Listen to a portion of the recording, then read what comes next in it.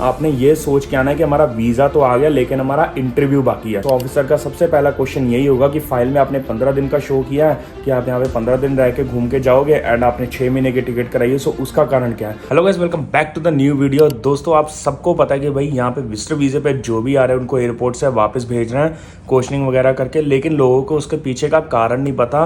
And आज हम इसी वीडियो में बात करेंगे कि आप क्या कर सकते हो कि आप लोगों को एयरपोर्ट से वापस ना जाना पड़े।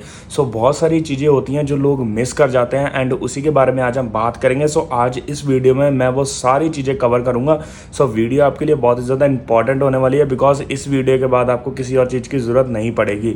इसके अंदर हम सारे टॉपिक कवर करेंगे कि सबसे पहले तो ऑफिसर क्या मिस्टेक करते हैं, दूसरी चीज़ आपकी क्या गलती होती है कि जो आप यहाँ पे करते हो जिसकी वजह से आपको डिपोर्ट होना पड़ता है, एंड आप क्या नहीं कर सकते एंड कैसे आपको जो है वो प्रिपरेशन करके आनी है यहाँ पे ताकि आप यहाँ पे आके आपको कोई भी प्रॉब्लम फेस ना करनी पड़े। So without wasting any time let's get into the video. आपने बहुत सारी न्यूज़ देखी है, यहाँ से लोग वापस जा रहे हैं एयरपोर्ट से ही एंड लोग कहते हैं कि इमिग्रेशन जो ऑफिसर है वो बेफालतू में उनको यहाँ से वापस भेज रहा है एंड उनसे कोई क्वेश्चनिंग भी नहीं कर रहा। बहुत सारे केसेस में ऐसा हो सकता है, लेकिन बहुत सारे केसेस में क्या होता है कि जो बंदा वहाँ से आ रहा है उसी की गलती होती है सबसे बड़ी।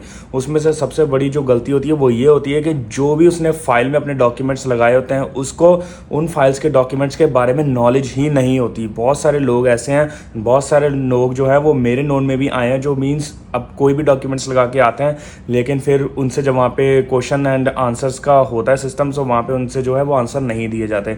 अब मैं आपको छोटा सा एक एग्जांपल देता हूँ। अब जैसे कि आपने अपने फाइल में दिखाया कि आप मैरिड हो लेकिन वैसे आप सिंगल हो। अब यहाँ पे आके जब ऑफिसर आपसे क्वेश्चनिंग करता है कि भाई दिखाओ मुझे मैरिज सर्टिफिकेट दिखाओ, तुम्हारी वाइफ कौन है, तुम्हारी क्या है, तुम कहाँ रहते हो। सो भाई नॉर्मल सी बात है कि तुमसे उस चीज़ का आंसर नहीं दिया जाएगा बिकॉज तुमने वो जो डॉक्यूमेंट है वो तुमने ऐसे ही लगा दिया एंड तुम सोच रहे हो कि भी यहाँ पे आके तुमको जो है वो एंट्री मिल जाएगी।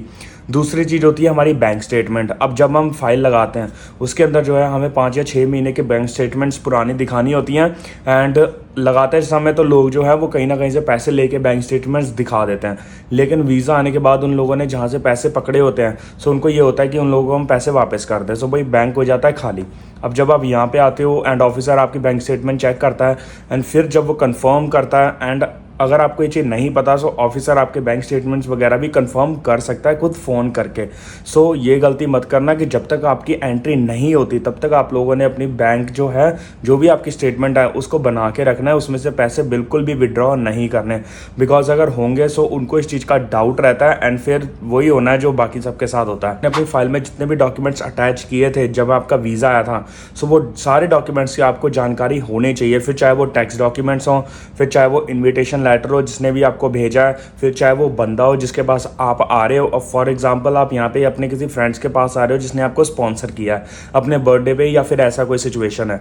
सो जब आप वहाँ पे जाते हो सो ऑफिसर आपसे उससे रिलेटेड भी क्वेश्चंस पूछता है कि आपको कौन लेने आ रहा है, उस बंदे का नाम क्या है एंड वो बंदा जॉब क्या करता है, वो बंदा आपको कब रिसीव करने आ रहा है। ऑफिसर जो होता है वो उस बंदे का आपसे नंबर लेके उसको कॉल भी कर सकता है एंड उससे कंफर्म कर सकता है कि क्या आप किसी को एक्सपेक्ट कर रहे हो, कि आप किसी को यहाँ पे लेने आ रहे हो। एंड इसमें अगर उस बंदे को नॉलेज नहीं है या वो मना कर देता है सो भाई आपका डिपोर्टेशन पक्का है बिकॉज जो चीज़ आपने पेपर में लिखी है वो आप प्रूफ ही नहीं कर पा रहे ऑफिसर को। सो अब हम बात करते हैं कि इसको हम लोग जो है वो सॉल्व कैसे कर सकते हैं इस प्रॉब्लम को, बिकॉज यही प्रॉब्लम है जो सबसे ज़्यादा लोग फेस कर रहे हैं एंड जिसकी वजह से उनको डिपोर्टेशन का सामना करना पड़ रहा है।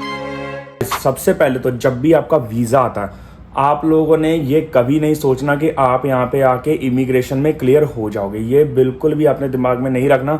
आपने ये सोच के आना है कि हमारा वीज़ा तो आ गया लेकिन हमारा इंटरव्यू बाकी है, क्योंकि कई कई केसेस में आप जब वहाँ पे आते हो तो वो आपसे बहुत सारे क्वेश्चनिंग करते हैं जो एक तरीके का आपका इंटरव्यू होता है। सो जब भी आपका वीज़ा आता है पहले तो घर पे बैठे अच्छे से प्रिपेयर करें, जो भी आप लोगों ने सारे डॉक्यूमेंट्स लगाए हैं उन सारे डॉक्यूमेंट्स को अपने ध्यान में रखें, फिर उसके बाद जो है इमिग्रेशन क्लियर करने की सोचें एंड टिकट अपनी तभी कराएं जब आपको वो सारे के सारे डॉक्यूमेंट्स आपके दिमाग में रटे हो।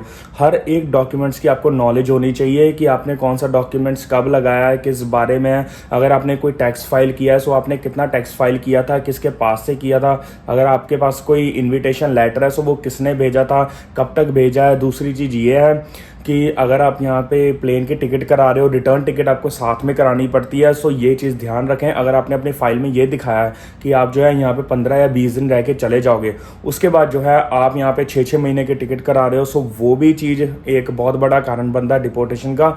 जितना कारण आपने बताया है कि हम यहाँ पे अगर 15 दिन रहेंगे तो 15 दिन की ही टिकट होनी चाहिए, उससे 2 दिन भी ऊपर टिकट नहीं होनी चाहिए। बिकॉज अगर आपने 15 दिन की टिकट कराई, यहाँ आप आ रहे हो 6 महीने की टिकट लेके, सो ऑफिसर का सबसे पहला क्वेश्चन यही होगा कि फाइल में आपने 15 दिन का शो किया है कि आप यहाँ पे 15 दिन रह के घूम के जाओगे एंड आपने 6 महीने की टिकट कराई है, सो उसका कारण क्या है। तब आपको जो है उसका कोई वैलिड रीजन नहीं मिलेगा एंड डिपोर्टेशन आपका पक्का है। सो ये चीज़ होती है, छोटी छोटी चीज़ें आपको ध्यान में रखनी है। इसको इमिग्रेशन क्वेश्चनिंग को एज एन इंटरव्यू लेकर आए, ये सोच के आए कि वहाँ पे जाके जो है आपका इंटरव्यू होना है एंड आपसे जो है वो 1 घंटा भी वो ऑफिसर इंटरव्यू कर सकता है। सो जैसे आप इंटरव्यू के लिए तैयारी करते हो, आपने डिट्टो सेम वैसे तैयारी करनी है अपनी इमिग्रेशन को क्लियर करने के लिए। अगर आप लोग यहाँ पे घूमने आ रहे हो, जैसे कि आपने अपनी फाइल में दिखाया कि आप यहाँ पे 1 मंथ के लिए घूमने आ रहे हो एंड उस फाइल में आप लोगों ने होटल्स बुकिंग दिखाई है कि मैं पहले 10 दिन इस होटल में रहूँगी, फिर मैं 5 दिन इस होटल में रहूँगी एंड मैं उस अगले 5 दिन इस वाले होटल में रहना। सो ऐसे करके आप लोगों ने सबसे पहले तो होटल की बुकिंग्स दिखानी है, वो आपने दिखाई होंगी जब भी आपने अपना वीज़ा फाइल किया होगा। वीज़ा आने के बाद आप लोगों ने वो होटल बुकिंग बिल्कुल भी कैंसिल नहीं करानी, बिकॉज अगर वो कैंसिल कराते हो, यहाँ पे आके ऑफिसर जो है वो कंफर्म कर लेता है होटल वालों को कॉल करके कि इस बंदे की यहाँ पे बुकिंग है या नहीं है। एंड अगर वो वहाँ पे मना करता है, सो आप सबको पता है कि क्या होना है। सो जो आपने होटल बुकिंग कराई है, सेम उसी रीज़न से आपको यहाँ पे आना है एंड उतने ही दिन रह के वहाँ पे चले जाना है। अब इससे सबसे पहला फ़ायदा तो ये होगा कि आपको पहली बार में एंट्री मिलेगी। दूसरा फ़ायदा ये होगा कि जब आप दूसरी बार कनाडा आओगे, सो आपसे बिल्कुल भी क्वेश्चनिंग नहीं होती, कुछ थोड़ी बहुत क्वेश्चनिंग होती है, बिकॉज उनको पता है कि ये पहले यहाँ पे रह के एंड चले गए हैं। एंड देन इमिग्रेशन ऑफिसर आपसे उस बुकिंग के बारे में भी क्वेश्चनिंग कर सकता है कि कहाँ पे आपने पहले स्टे करना है, फिर बाद में आपने कहाँ स्टे करना है, आप लोगों ने कहाँ कहाँ घूमने जाना है, उसके बाद आपका क्या प्लान है, वापस जाने का आपका क्या प्लान है। सो ये सारा जो भी आपने उसके अंदर अपनी फाइल में शो किया है कि मैंने यहाँ पे घूमना है, यहाँ मेरी होटल की बुकिंग है, फिर मैं यहाँ जाऊँगा, वहाँ मेरी होटल की बुकिंग है। सो वो सारा कुछ आपको पता होना चाहिए। ये नहीं कि आपने अपनी फाइल में होटल बुकिंग्स लगा दी एंड आपको उन होटल का नाम भी नहीं पता कि आपने कहाँ पे स्टे करना है एंड कौन सी प्लेस में स्टे करना है। सो इसलिए मैं कहता हूँ कि इसको एज एन इंटरव्यू लेकर आएँ कि जो भी आप लोगों ने डॉक्यूमेंट्स अपनी फाइल में लगाए हैं, वो सारे के सारी चीज़ें आपको बिल्कुल प्रॉपर से रटी होनी चाहिए। अगर वो आपको रटी है, सो यहाँ से कोई भी आपको वापस नहीं भेज सकता। इस वीडियो में मैं एक खास बात आपको ये बताता हूँ। जैसे आप एग्जांपल लें कि आप यहाँ पे 1 महीने की जो है वो टिकट करा के आए हैं घूमने फिरने के लिए, आपको कनाडा में एंट्री मिल गई।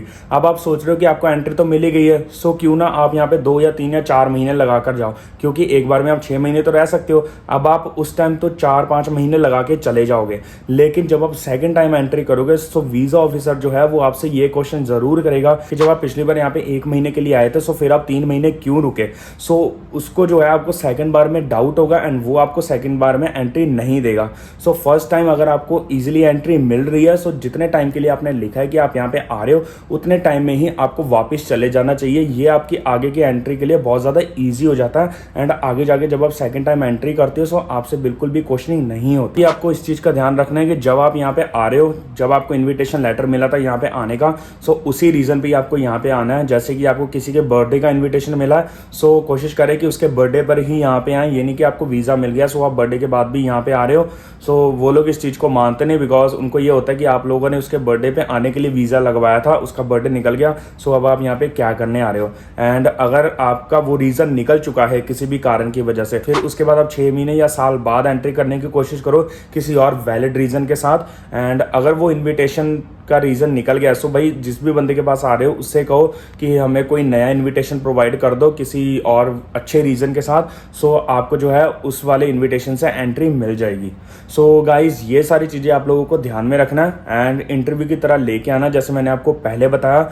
फिर आपको जो है यहाँ पे एंट्री में कोई भी प्रॉब्लम नहीं होगी। अगर आपको कुछ और भी डाउट है क्वेश्चनिंग से रिलेटेड, सो यहाँ पे मैंने एक और वीडियो डाली थी जिसमें मैंने बताया था कि मॉन्ट्रियल एयरपोर्ट से 40 जो विजिटर्स हैं उनको वापस भेज दिया गया। आप वो वाली वीडियो भी यहाँ ऊपर राइट साइड में लिंक है, वहाँ जाके देख सकते हो एंड आपको कुछ ना कुछ उसमें से भी जो है नॉलेज मिल जाएगी।